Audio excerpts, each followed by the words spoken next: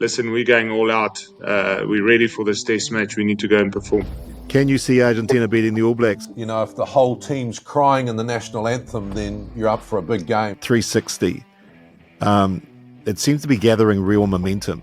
They're just conservative, and they're worried that a new model like this looks gimmicky. Everything looks gimmicky at the start. We've got the Women's World Cup coming up. I just hope that everyone, even the teams that might be 8th or 9th, just really understand that it's just a moment in time and you've got to play the games of your lives, because for me it's just another opportunity to grow the game.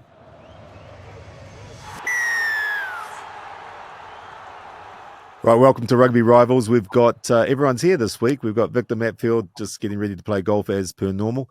We've got Sir John Kerwin showing off those beautiful white glasses, and Andrew Trimble is joining us back from Ireland after enjoying the Lions' triumph. We've just been talking up Australia. Are you worried about them this weekend? It's a big test match.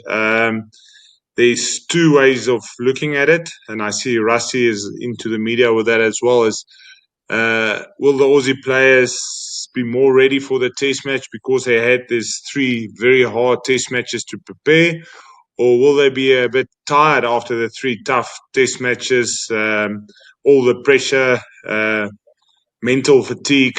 So it will be interesting. I think the South African boys has been working real hard here in South Africa. We've got a big group testing each other. Will we be as sharp as we need to be in that first test match? Probably not, but it's going to be a very good test match on Saturday. So if I understood so which way is Rusty going? Is Rusty throwing out, they've had 3 test matches, they'll be hard and this is going to be really hard? Is that his line, or is he throwing both things into the media? No, the media was going at him.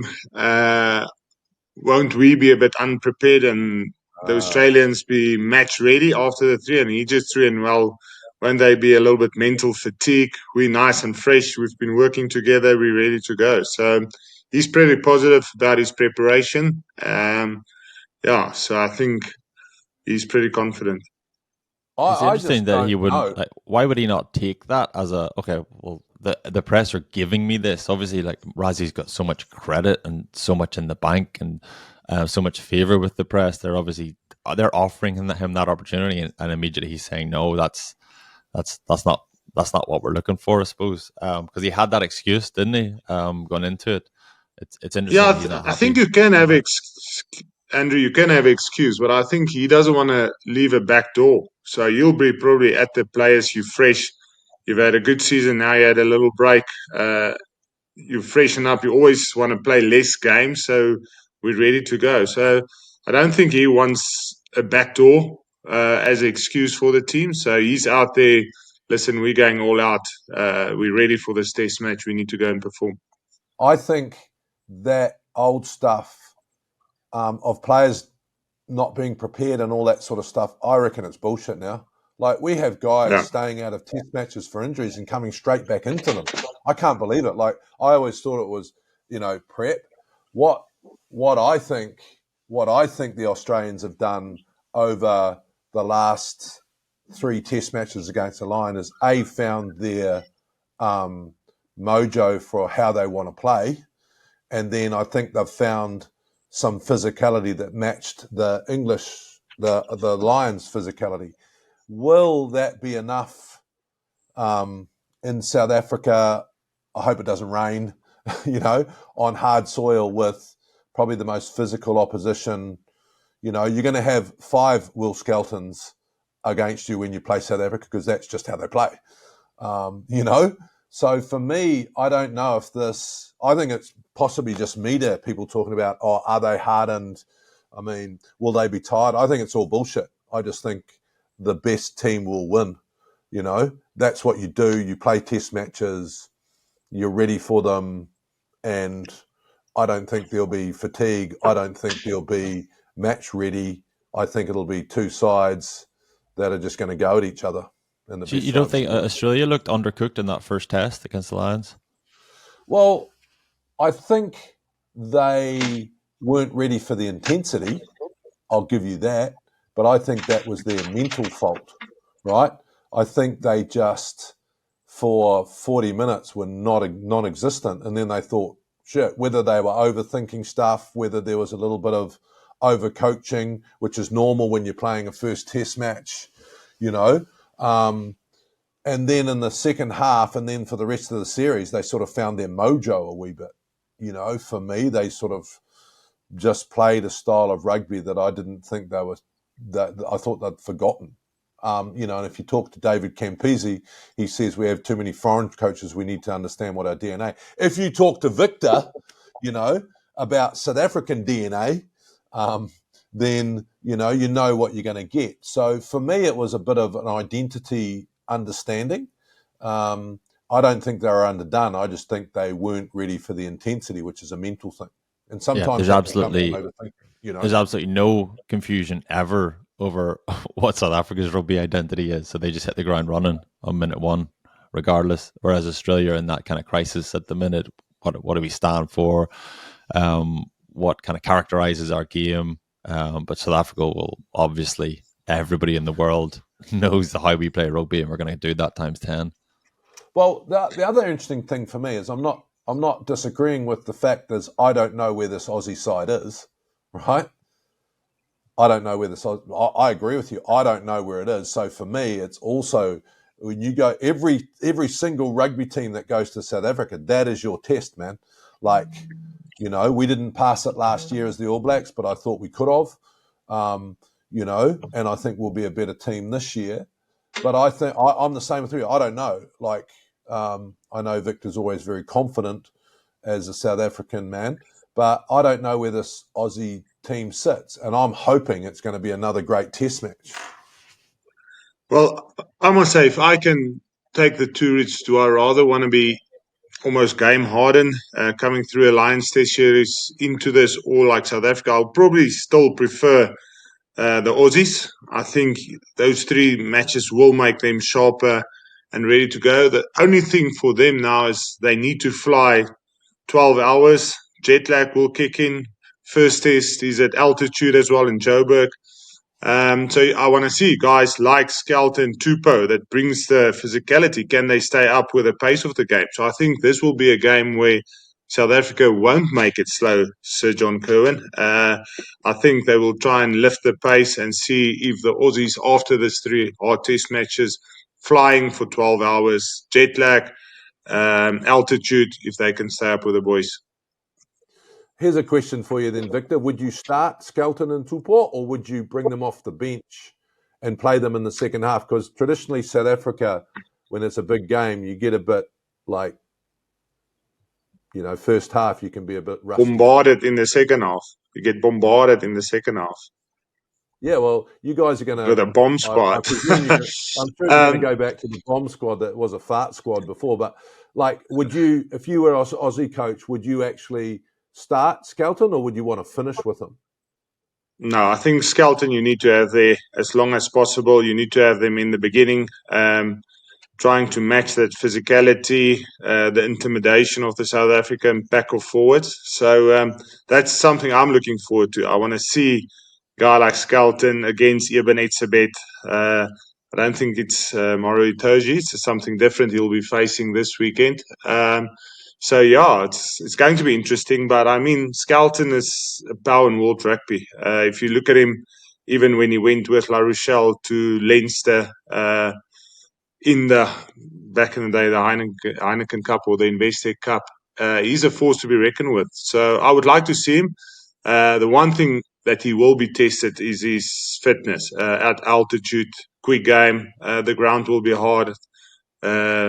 So it will be a quick game. So that will be interesting to see. He has demonstrated in the past he's got that engine. I think to play him in the second half to try and compete with that bomb squad, you're probably selling him short because he's got more than 40 minutes in him. He's demonstrated this in the past, even coming back from injury, as we've seen the last couple of weeks. But even famously for La Rochelle against Leinster, going 80 minutes and then coming up with a big play right at the end of the game to be the difference. So yeah. So why do we drag him off in test matches then? Test matches, I suppose, another level, though, isn't it? Even if he's playing 60 coming back from injury, how long did he play that first week? Test 2? He played 50, did he? And then 60 the second week? 45 about. Yeah, so he's probably getting there. He's getting towards what he's capable of. Is anyone giving an Australian victory against South Africa at altitude in this first test? No. I think they'll be a lot more competitive than Australia would have been 6 months ago, 12 months ago. But being competitive at altitude against the Springboks and going for 60 minutes and then maybe unraveling a little bit. Yeah, I'm with Andrew as well. I think it's going to be a tough game for about 50, 60 minutes. They're sharp coming into it. Will they be able to last for 80 minutes? When they need to make the changes, will they have the same impact off the bench? We've seen the impact of the bench these days are so important. So do they have the depth that South Africa have where they can really put on 7 players that can make a difference in the second half? So why don't we just play Will Skelton until he can't walk? Like, for me, that's why I said, do you bring him on, 20 minutes into the game? Because I don't think they can win a test match without that physicality for 80 minutes. It will also be interesting to see how Rassie starts. Will he start, let's say, with Handré Pollard? Then it will probably be more conservative in the beginning, and then probably either Libbok or Sasha in the second half where they will open it up. Or does he start, like last year a few times, he started with almost a Libbok or a Sasha and then bring Handré off the bench almost to be steady at the end. So start off fast. So yeah, it will also be interesting, and you'll see it in his selection how he's going to start the test match. Okay, let's get into the next game with All Blacks up in Argentina. Argentina is another tough place to play. So can you see Argentina beating the All Blacks, Trimby? Probably not, to be honest. But I mean, Argentina just they've to turn the corner is kind of patronizing, but we've seen, what Argentina are capable of. They don't tend to perform with any level of consistency. Would be the only thing. They don't get consistent wins, but they do get scalps. They get reasonably irregular scalps, and there's no reason why that couldn't be this weekend. It's probably unlikely, not going to be the bookies' favorite, but I think everybody knows now when you go to Argentina, you're in for a proper test match, and you got to have your wits about you if you're going to get that across the line. It's not, again, it's patronizing to say it's a potential banana skin. It's way more than that, but they don't compete with that level of consistency, but they can be very competitive in one-off test matches. Yeah, I love it. Like, I always say this, if the whole team's crying in the national anthem, then you're up for a big game. If only half of them are crying, then you're going to be okay. Yeah, I don't understand how people continue to, what's the right word, underestimate Argentina, because they can beat anyone on their day. I think their challenge is consistency. I don't disagree with you, Andrew. I think there's a little bit of a transition going on at the moment with them. So do they have that? So most Italian teams and most Latin teams seem to. France don't do this anymore, but they used to do it. They'd have cyclical teams. So there'd be a whole generation that would play together for 10 years and they'd be amazing, right? And then they'd have this change and they go backwards. There's been a whole era of these guys that have been playing for Argentina that I think are, actually going pretty damn good. So do they beat the All Blacks on Saturday? No, because I'm never going to back, I'm not going to back our team. I also think that there's some really good internal competition in the All Blacks, and we want South Africa. We want you, my men. I'm telling you.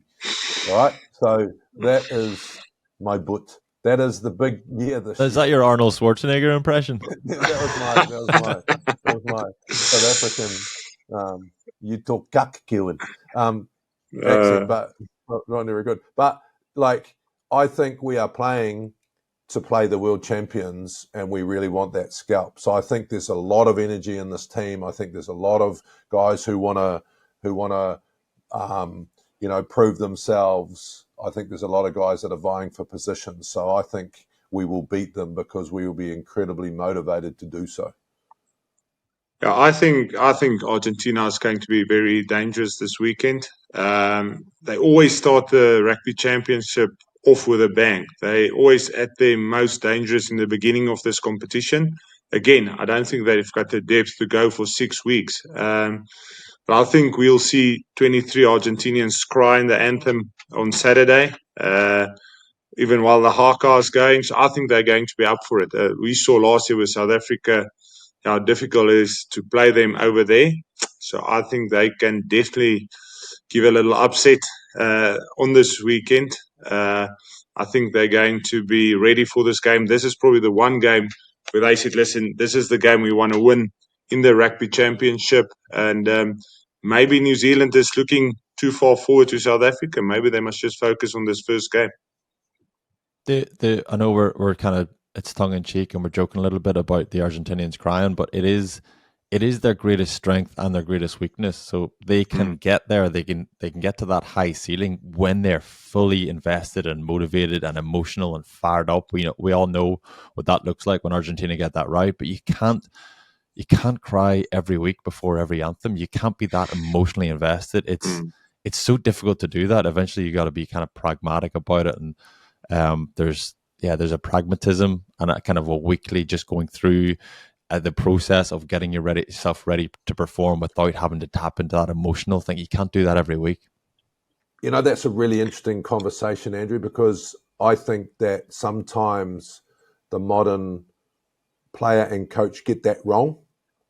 I think actually sometimes we are too painted by numbers and I think that was the case with the Aussie team in the first 40 minutes of the first test. I think sometimes we think a little bit too much about stuff. I agree with you about the Argentinians, but I also think sometimes we lose rugby games because we are too process focused, and we've forgotten a little bit about that, that little bit of X factor and that emotion you've got to bring every week. I don't know how, the professional athlete does it because they play so many tests, but I think it's certainly something that you need to try and find that balance. Yeah, for me, there's probably two teams in the world that can perform consistently well, actually, without that emotional high before a game, and that's probably New Zealand and Ireland, where they focus on the process. They just go out and they do whatever they do. With the South African teams I played, with the best teams I played, we almost try to take that emotion out to have that consistency. But unfortunately, and we've seen it, that's why South Africa, most of the time, when we are the favorites, we don't perform up to that level. When we're the underdogs, no one gives us a chance. Then South Africans actually stand up because then they bring that emotion. So it's a very difficult thing, John, like you said. You want to take that emotion out because you want to focus, listen, what do we need to do? And I think the older you get, the older team you've got, you probably can do that. But that emotion, you just need that. When you get people to really run onto that field, is something that they play for. Somehow in rugby, that just gives you that extra 5-10%. And in South Africa, in the big games, we probably need that. Where I think New Zealand and Ireland somehow can get away with that. Just let's go out, let's play, let's do whatever we need to do. But how can you expect me to believe that when the biggest competition in the world, you've won it? Like, that is cuck, man. Like, absolutely, I just can't believe that because, like, in the biggest tournament in the world, you've won it more than anyone else, which is annoying the shit out of the rest of the world, right? So you must be getting something right. I actually But in a World Cup, you actually just need to win probably 3 big games. So you need to be able to lift yourself for that. Where I've said it in the past, in the good old days of Super Rugby was definitely harder to win than a World Cup because you have to perform 12 weeks consistently. In a World Cup, and especially South Africa has shown it now, in the past, you couldn't lose a pool game and win the World Cup. Now they've lost the last 2 World Cups. They lost in pool stages and then won a big semi-final, won a big final. Okay, the previous one a big quarter-final as well. So most of the time it's probably just 3 big games that you need to get yourself up for. But you're right about the similarities between Ireland and New Zealand. Now, to different extents, before you guys start to abuse me representing Ireland and never representing Ireland at semi-final stages. But it's a different skill set. Winning week to week and just being kind of mindless about it, just being a stone cold killer performer. We beat whoever's in front of us is like just kind of detaching the emotion. But then once you get to knockout stages, and we've seen this with like someone like Ronan O'Gara with La Rochelle, versus Leinster, who just do it every single week, apart from it gets the business end of the season, and then they can't quite get stuff across the line because those are one-off events, and you tap into something different. And there's something emotional, something intangible about those. South Africa seem to do that. New Zealand have done it at times, but there's definitely been a couple of World Cups got away from as well, and those are all one-off knockout games. Ireland have never got there, so JK, you're probably offended that I'm putting Ireland and New Zealand in the same category, but I agree with Victor. No, I'm not actually, mate. It's a really intriguing conversation for me because you guys were, you were professional athletes. I was only a professional athlete for the last few years of my career. So was it something you guys consciously thought about, and how did you do it? Like Victor, like if you said to me you tried to control your emotions, like I just wouldn't. Watching you play, I'd go, well, you didn't do a very good job, mate, because you were hoeing into everything and you always looked like you were on the limit, and that's a compliment, mate.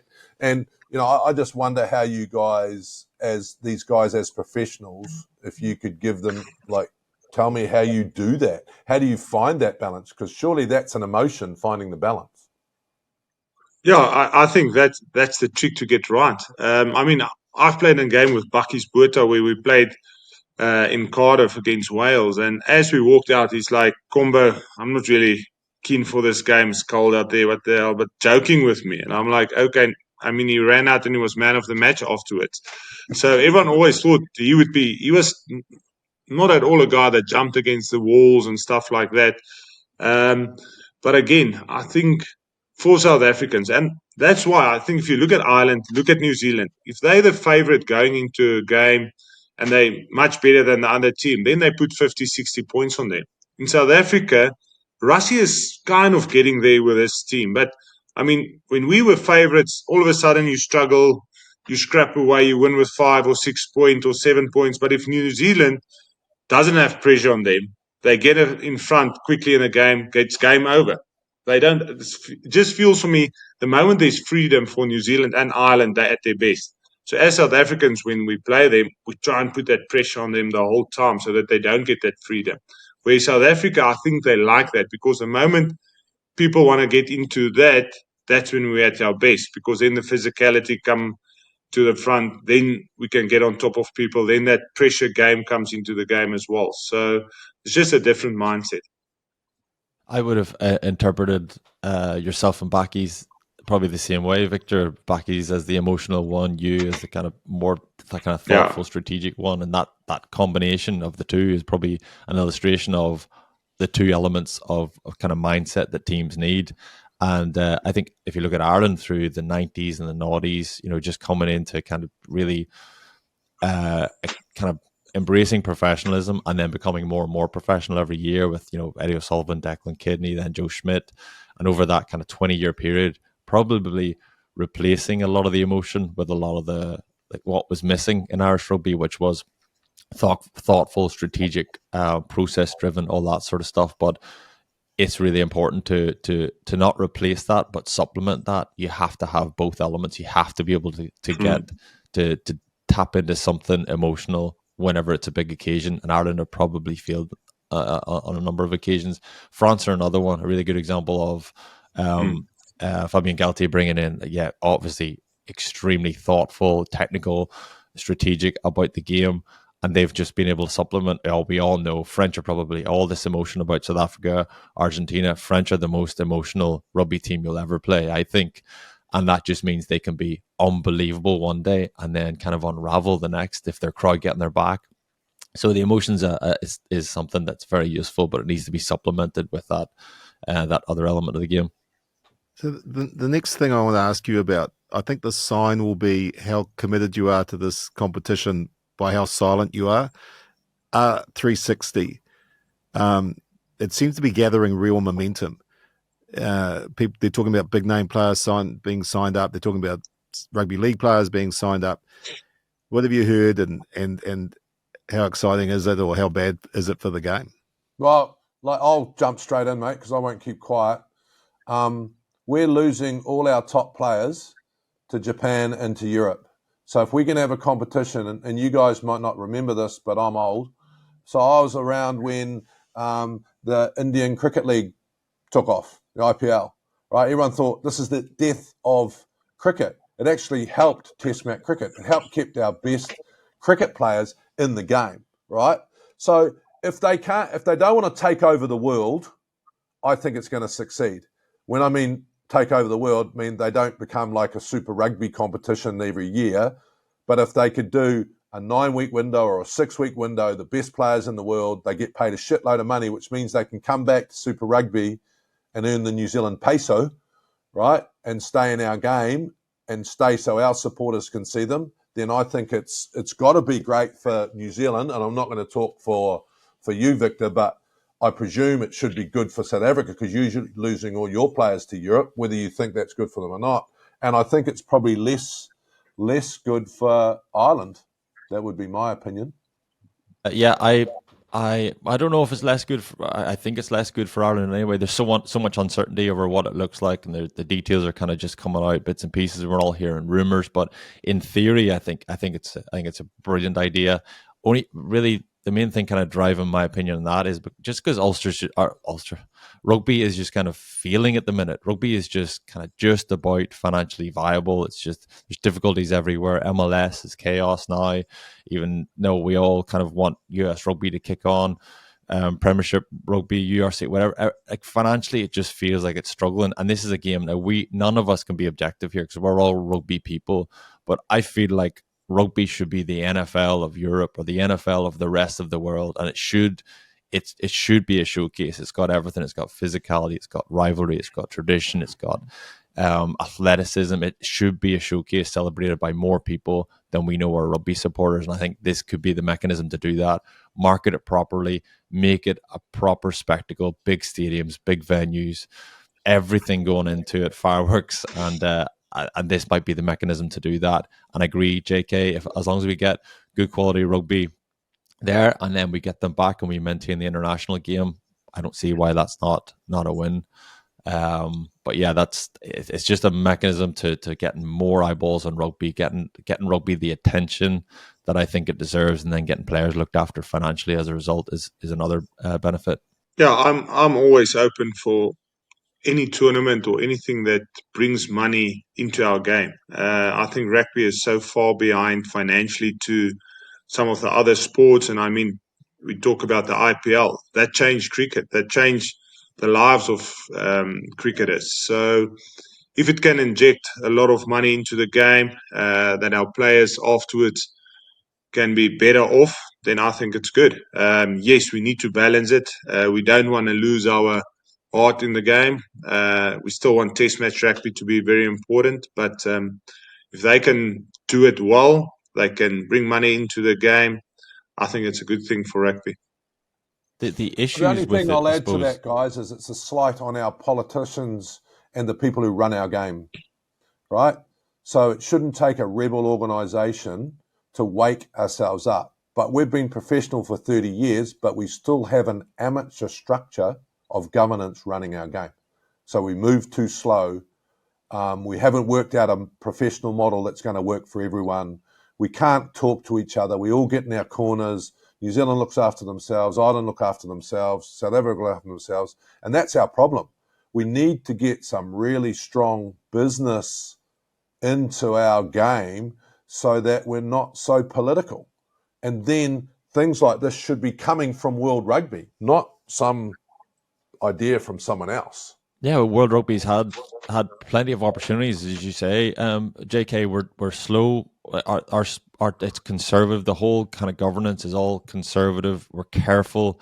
We're too concerned about the ethos and the spirit of rugby. I think that's something just saying that kind of embarrasses me, because it's like a snobbery. We're saying, oh, rugby is for this type of person or someone who grows up in a rugby. Like, ultimately, we want rugby to be celebrated by everybody else out there. We know that this is an amazing sport. We know this changes lives. We know this is entertainment, everything, all the good stuff, and we want it to be wider than kind of the niche market that it is at the minute. But I think the governance or the decision makers or whatever, they're just conservative, and they're worried that a new model like this looks gimmicky. Everything looks gimmicky at the start. The NFL looked gimmicky at the start. The Lions probably looked gimmicky at the start. This idea is grand, so it's quite to win the rugby championship. Conservative rugby heads, but I think we just need to be a bit more open-minded. Two things before we go. One is the rugby championship. Is it harder to win the rugby championship than it is to win the Six Nations? Not if you're New Zealand. I've said it before. I mean, New Zealand dominate the Rugby Championship, and I mean, you know the stats, JK. You'll probably throw it out now. So I think it's tough. We did miss Australia in the last few years. If they're competitive as well, it's a fantastic competition. I think the last few years it was more just South Africa and New Zealand competing for the trophy. But yeah, I love the Rugby Championship, to play against New Zealand, to play against Australia, to fly down to Argentina and play them there. It's very tough games. I suppose there's over the last kind of 10, 15 years in the Six Nations, Wales went through that period where they were dominant. England have been dominant. France have been dominant recently. Ireland have been dominant. Everybody apart from Italy and Scotland, a lot of years can realistically win the competition. That's not the case in the Rugby Championship. Yeah, I think if you just look at the stats, and you brought up an interesting conversation that I have, Victor, to New Zealanders. Would we give up a few championships to win the next World Cup? The pressure that you have when you're an All Black, we actually want to win every competition, so that championship is really important to us. But do we get too conservative towards growing, some of our youngsters to be ready for the next World Cup? So that's sort of a question mark. We can talk about that some other time. I just think from a stats point of view, if you look at the top four in the world, it's normally in the championship, or the top five in the world, So I think just by the stats of World Rugby, it becomes a harder tournament. I absolutely love the Six Nations. Anyone who is involved in the Six Nations, it is without doubt one of the greatest tournaments from a fan, from a passion, from a, rivalry point of view. So I think hardcore rugby, I think the championship's amazing. I think experience for player and spectator can't beat the Six Nations. And just to finish, we've got the Women's World Cup coming up. It's only just over a week away, and it's going to be a magnificent tournament. Huge ticket sales already, a lot of interest. Jimmy, we'll start with you. How do you see the tournament playing out, and who's the ultimate champion? I suppose from an Irish perspective, the Irish ladies have really only been professional for the last 12 or 18 months, and you saw a big uplift immediately whenever they got some funding and they were able to kind of dedicate some time to that. But the gap to bridge is quite far between England and France. Then New Zealand are obviously kind of leading the way there. So it kind of feels like women's rugby, it's probably not as competitive as we'd like it to be, because everybody's at different starting points and everybody's at different stages of the kind of development or the progress they've made from that starting point. So I think unfortunately we'll probably see the same old faces, and it would be great if it was more competitive, but it probably won't be. It'll probably be the same old faces being dominant and being successful. I think we're in the same position as Ireland, where we've only had one team, the Bulls, that's fully professional in South Africa for the last 12 months. We're starting to grow the game.